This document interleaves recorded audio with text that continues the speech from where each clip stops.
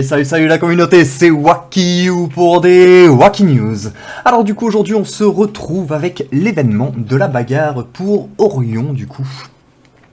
Donc je suis désolé, j'aurais voulu vous faire des Waki News hier pour vous annoncer effectivement qu'on avait Gardien de l'Outre-Terre qui arrive et qui demandait effectivement 450 pierres d'âme.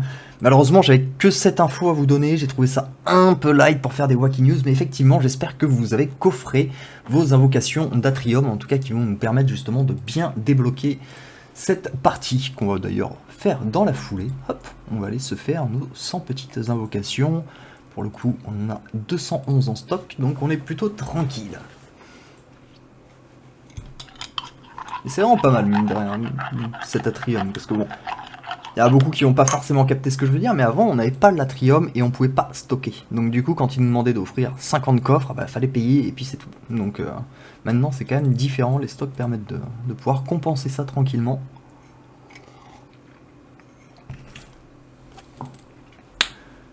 Alors, rien d'exceptionnel. Hop là. On va éviter de les faire par un, sinon ça va prendre du temps. Ok. On va pas dire génial. On va re-invoquer plutôt, parce que ce serait mentir. Poc. De toute façon, en attendant l'Atrium, faut pas non plus s'attendre à découvrir des folies, mais les 50 000 pierres d'âme pourraient faire, cela dit, plaisir. Helios, tiens, il me semble qu'il lui en manque encore quelques-unes pour passer absolu. Ça peut être intéressant du coup. Ok, on en est à combien? 80. Plus que 20 pour trouver nos 50 000 pierres. On va reprendre le temps, je crois que je commence à avoir des gros stocks. Donc c'est pas non plus un réel problème. Voilà qui est fait. Check. Donc bien évidemment on va parler rapidement de l'événement de la bagarre dont je n'ai pas pu parler du coup hier. Donc on va pas promouvoir du coup Orion jusqu'au rang Orange plus 2. Alors pour le coup, si vous comptez monter Orion, je trouve que forcément c'est très rentable de le faire à ce moment là, vous l'aurez bien compris. J'estime que Orion est vraiment devenu un héros, j'ai pas envie de dire pilier, mais extrêmement méta. Extrêmement méta et extrêmement compliqué à battre. Du coup c'est vraiment devenu un héros qu'il va falloir avoir dans son arsenal. Moi personnellement sur mon autre compte je suis en train de le monter, sur celui-ci j'ai encore un petit peu de taf sur Aidan et compagnie, et je pensais dans tous les cas peut-être partir sur Augustus avant, enfin bref, ça c'est tout autre chose. Mais du coup si vous comptez monter Orion, n'hésitez pas, en tout cas vraiment là pour le coup les ventes est vraiment fait pour cela. Bon, pour ceux qui l'ont déjà monté bien évidemment ça va vous permettre d'avoir toutes ces catégories déjà complétées. Ensuite du coup on va avoir l'obtention de points VIP, je trouve pas ça foufou, enfin il va y avoir l'étoile absolue aussi, hein, dont je n'ai pas parlé effectivement, mais le dernier palier vaut quand même 240 stars, donc c'est pas n'importe quoi. Ensuite on va avoir la dépense d'émeraude, encore une fois, que je ne qualifie absolument pas de rentable, hein. Bien évidemment la dépense d'énergie, qui va quand même être sur des paliers progressifs jusqu'à 10 000 du coup d'énergie en 3 jours. Ça me paraît quand même négociable étant donné qu'on peut... que je dise pas de bêtises, sur Gardien de l'Outre-Terre, il me demande une dépense d'énergie jusqu'à 12 000. Donc ouais, effectivement, en combinant, ça peut être vraiment pas mal. De toute façon, moi personnellement, sur les dépenses d'énergie, je suis toujours assez large. Donc je n'hésite pas à les faire. Par contre, je vais pas la faire si ça me permet pas de remplir un palier supplémentaire, quoi. Tout simplement, si par exemple je me retrouve à, je sais pas, à 4800 et que remplir cette catégorie ne me ferait pas passer à 5000, ben là effectivement c'est plus discutable, on forcera pas forcément. Ensuite du coup on va voir débloquer pardon, des flèches, des glyphes dans la flèche d'ascension, dépenser de l'or, hein, qui est un événement très facile, forcément qui rapporte pas énormément de stars, mais bon c'est pas mal. Ensuite on avait l'Atrium qu'on vient de faire, et ensuite du coup on va atteindre un niveau du coup de total de glyphes de niveau 150 pour Orion, donc vu qu'il a 5 statistiques, hein, du coup ça fait monter jusqu'au level 30 pour pouvoir arriver jusqu'au dernier palier. Je trouve que personnellement les deux derniers paliers en plus se valent plutôt bien, donc encore une fois si vous comptez monter Orion, je pense que ce ne seront pas des ressources perdues. Ensuite, on va faire évidemment un petit check-up dans la boutique. Donc on a les poupées d'Orion qui contiennent des pierres d'âme et d'autres récompenses, hein. Donc comme toutes les poupées, c'est pas forcément ce qu'il y a de foufou. Les coffres de skins, pour le coup, on va pouvoir en acheter pas mal, donc c'est quand même ok, hein. Là par exemple, on a à peine commencé les ventes, on est déjà à 605, donc ce qui nous fait 6000 pierres de skins. Après personnellement, je pense pas que je vais me tourner vers les pierres de skins, car bon, comme vous le savez, j'ai quelques stocks encore à dépenser, donc normalement tant qu'on a de l'avance on n'a pas besoin de s'y intéresser vraiment. Ensuite on va avoir les essences d'artefacts parfaites que je ne qualifie absolument pas de rentable, après bien évidemment ça peut se débattre, hein.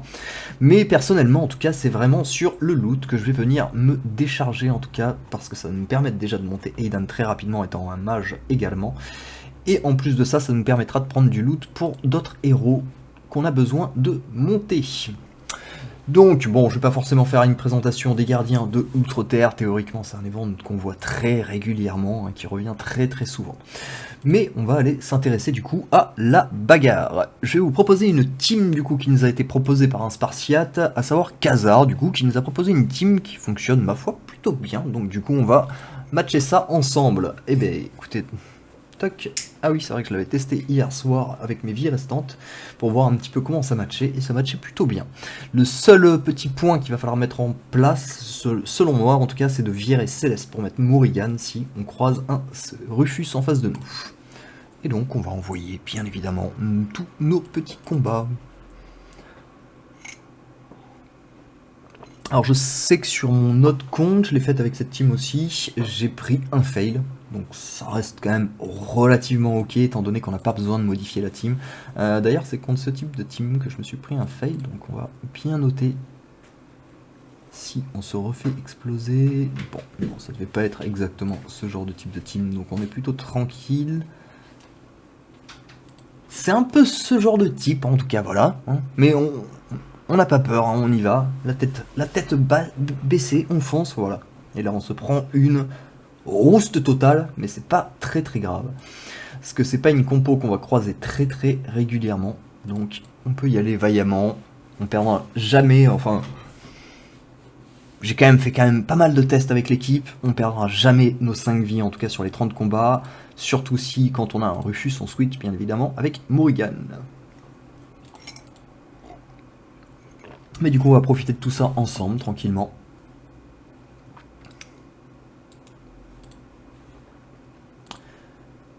Poser des conclusions en direct. Parce que hier je me suis un peu fait buchifier sur certains commentaires pour ma compo qui n'a pas apparemment fonctionné pour tout le monde malheureusement, et je suis vraiment désolé parce que je l'avais testé sur 2 serveurs avant.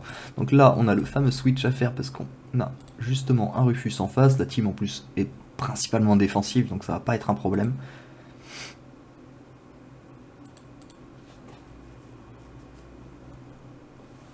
Donc merci bien à toi en tout cas Khazar, hein, pour cette petite composition qui fonctionne très bien.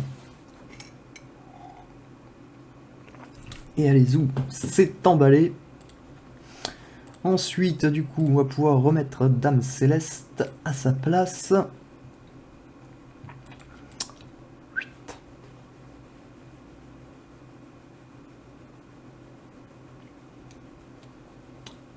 Bon, en tout cas, il lui fallait bien son évent à Orion, honnêtement, franchement, il le mérite clairement. Et c'est même bizarre qu'il n'en ait pas eu un avant, étant donné qu'il avait débloqué son ascension, ça aurait dû faire partie des héros vraiment les plus favorisés sur un événement de ce type-là. Mais bon, en tout cas, voilà, hein, c'est pendant... ça fait combien de temps que la chaîne est ouverte? Ça fait pas mal de temps, en tout cas, pendant très très longtemps, effectivement, j'ai estimé que c'était un héros bof. Vraiment, bof. Tout simplement, mais depuis son ascension, effectivement, il a vraiment gagné un énorme pim, donc du coup, c'est quand même notable. Pour moi, c'est vraiment en train de devenir un héros compliqué à battre avec certaines compos. Si on n'a pas un petit peu de disponibilité, ça peut créer des problèmes. Alors ici, on va remettre Madame Céleste. Donc pour le moment, on est à quoi? On est une défaite, donc ça va, ça reste clairement ok. Surtout qu'on se prend pas trop la tête en fait, c'est ça qui est intéressant je trouve avec ce genre de team. Parce que c'est vrai que quand j'ai regardé les vidéos de certains de mes compars, c'est que je les vois présenter 4 teams en fait pour faire les 30 combats, j'ai envie de leur dire ouais non en fait c'est un petit peu... Enfin ouais, si tu t'adaptes juste à la team que t'as en face, effectivement tu prendras 0 défaite. Mais le but c'est d'avoir une team qui arrive à faire tout le taf en fait.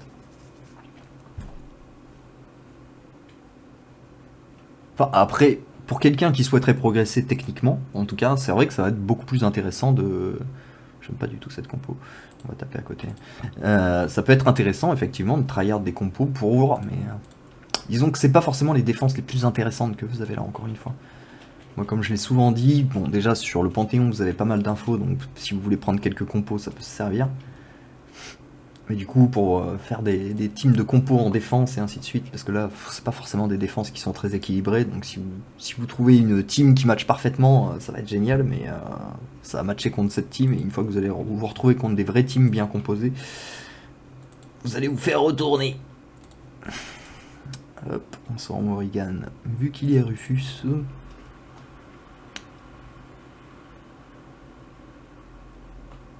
Waouh, la grosse dérouillée. Bon, c'est pas grave, on a encore 3 vies pour 9 combats, ça devrait le faire. J'aime pas du tout cette team, j'aime pas du tout cette team. Bon, bah c'est pas comme si on avait du choix. Les deux teams sont horribles. Elle est où, Dame Céleste? Faudrait que je fasse une présentation de Céleste, ça reste quand même un héros très intéressant, très polyvalent. Je me rends de plus en plus compte, en tout cas sur mon gros compte. Ok, ça passe. Ça passe, mais... poil de 1. On va tester, tiens, contre une compo Lara. Je crois pas que j'ai encore fait de combat contre des compos Lara avec cette team. On va voir si ce sera la win ou la dérouillée. Ce sera la win. Bah tiens. Ne serait-ce pas exactement notre compo qu'utilise Austin? Chaka, il est de quel serveur?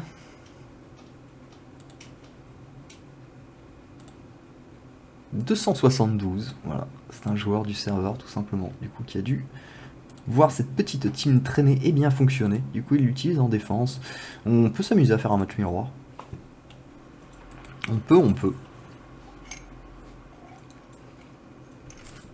On a encore pas mal de vie d'avance, ça va, normalement on est tranquille, et hop, elle passe mieux apparemment en attaque. Après il faudrait encore une fois faire 15-20 tests pour vraiment être sûr que le résultat est optimal.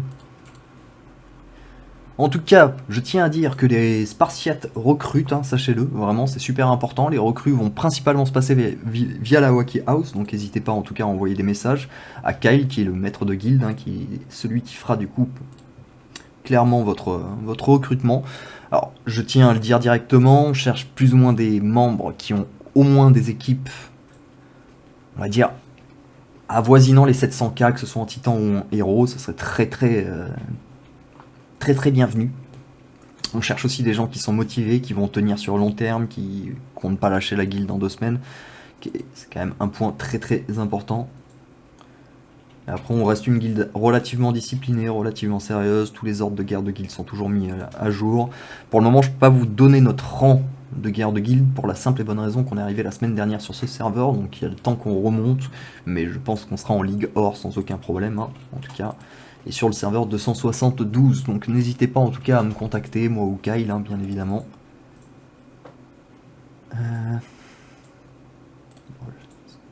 C'est plus sympa contre juge, hein, je trouve. Alors, prenons la compo avec juge.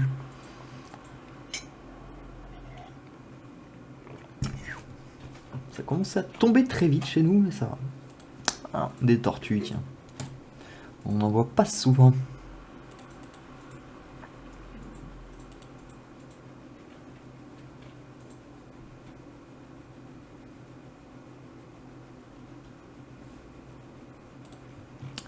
D'ailleurs, les tortues, je sais que vous êtes pas mal à m'avoir mis des commentaires justement me disant que pour le PVP, elle serait super utile, elle s'avère utile. Franchement, je reste plus ou moins sur mon avis de oui et non, car oui, avec les tortues ninja, effectivement, on peut faire des compos sympas.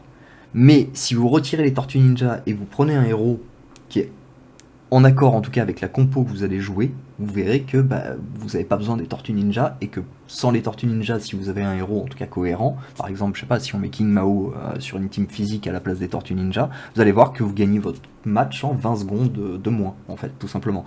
Donc oui, ça peut marcher, mais si on a des teams qui prennent 2 fois moins de temps, on prend aussi 2 fois moins de risques, aussi bête que ça puisse paraître en fait, parce que plus on élimine la team adverse, rapidement, moins elle peut adapter sa synergie. Donc du coup, c'est quand même un fait relativement intéressant. Ok. C'est quand même fort là ce qu'ils m'ont fait. Ils m'ont mis une défense à 3 héros, sachant que regardez, forme une équipe de 5 héros. Je ne peux même pas faire ok. Comment vous avez fait pour me faire une team comme ça? Bref, ne nous attardons pas sur des détails futiles, dirais-je. Ouais, on va virer le petit singe. Ici, on va se mettre Lara avec Vex, bien évidemment.